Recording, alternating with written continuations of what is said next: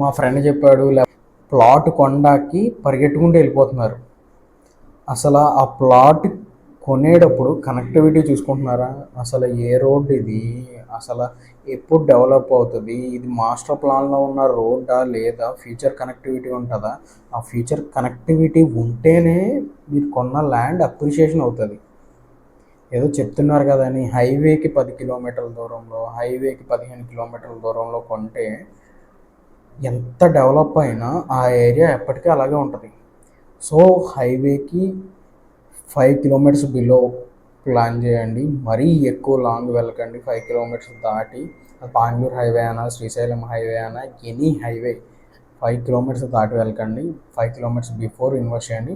And HMDA master ప్లాన్లో ఉన్న రోడ్డుకి ఉన్న ప్రాజెక్ట్స్లో ఇన్వెస్ట్ చేయడానికి ట్రై చేయండి. ఎందుకంటే రేపు ఆ రోడ్ ఎక్స్టెన్షన్ జరుగుతుంది, కనెక్టివిటీస్ పెరుగుతాయి. అక్కడ ఆ రోడ్ యూసేజ్ పెరగడం వల్ల కమర్షియల్గా డెవలప్ అవుతుంది, తర్వాత రెసిడెన్షియల్గా హౌసెస్ వస్తాయి, ఇదంతా జరుగుతుంది. సో ఎప్పుడైనా డెవలప్ అవ్వాలంటే ఆ రోడ్ కనెక్టివిటీ ఎక్కడి నుంచి ఎక్కడికి వెళ్తాం అనేది చాలా ఇంపార్టెంట్.